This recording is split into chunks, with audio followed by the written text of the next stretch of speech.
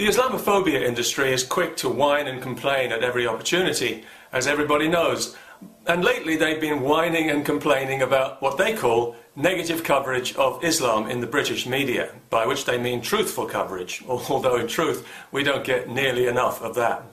For example, when it was revealed recently that there's been a large increase in so-called honour violence, where Muslim women are brutalised and murdered by members of their own family, nowhere in the BBC report did it mention the one crucial ingredient, the religion of peace. This salient piece of information was carefully airbrushed out, as if to imply that this is a British phenomenon, as if society as a whole is to blame. Similarly, we're always hearing about organised gangs of Muslim men exploiting and raping underage girls.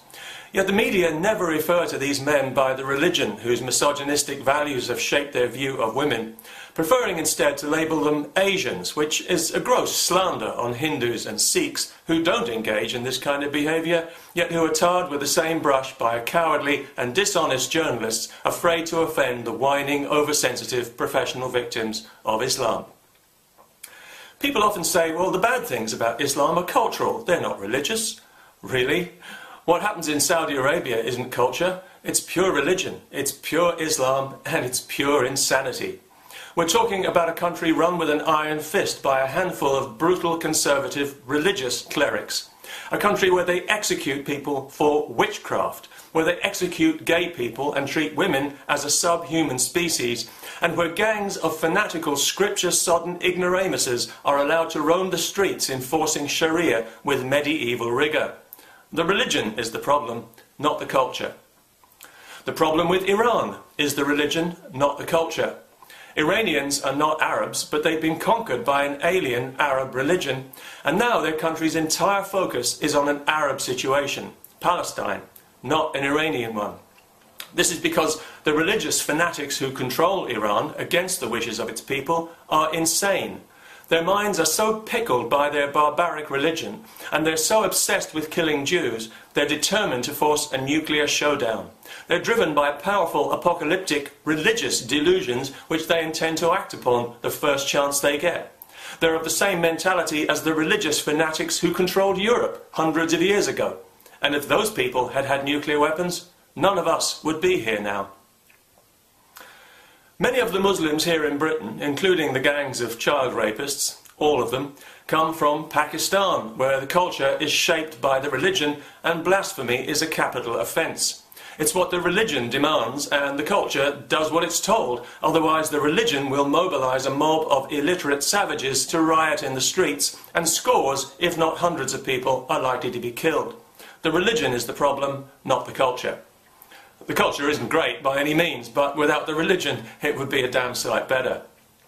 And we in Britain are busy importing that religion wholesale into our society, where it's about as welcome as the Norman invasion, despite all the platitudes and lies we hear from politicians about tolerance and respect and community cohesion, because people have learned, as they've learned everywhere in the West, that this is far more than just a religion.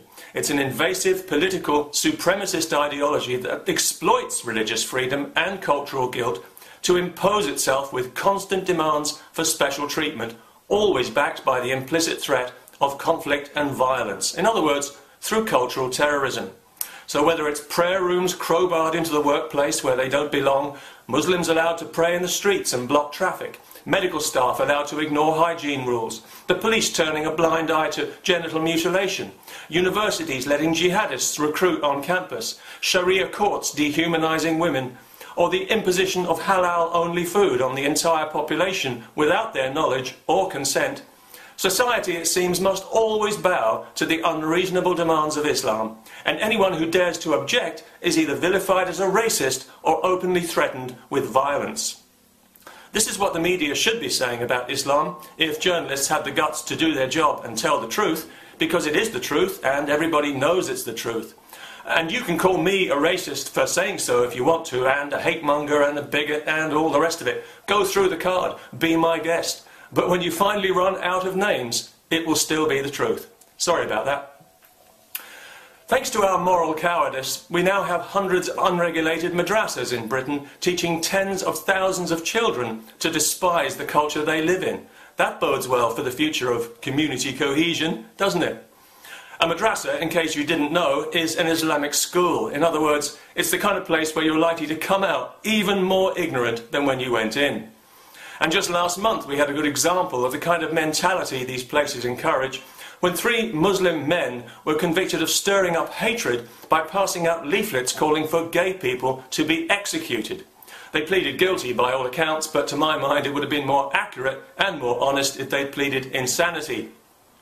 One of them said he did it because he wants to improve society. Well, there's a simple way for him to do that. Emigrate and take all his bigoted, fuzzy-faced friends with him. The prosecution argued that the leaflets were not educational, when in fact they were extremely educational, in that they plainly stated what Islam actually teaches and not what its mealy-mouthed apologists would like to pretend it teaches. Islam does call for the death penalty for homosexuality. It's a fact. And in countries where it's allowed to call the shots, they enthusiastically carry it out. Thanks to unwanted mass Islamic immigration, there are parts of Europe today where if you make it known that you're gay, or Jewish for that matter, you are virtually asking to be physically attacked.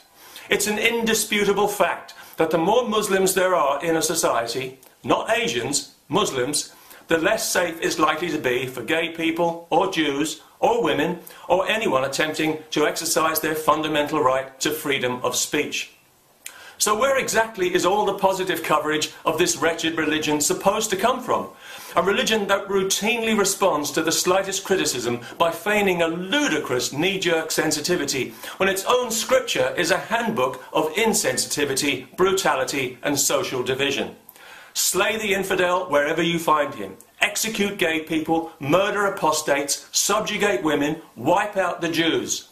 Such an ideology has no claim on sensitivity, and the opinions of those who push it should be given less consideration than other people's, not more. Peace.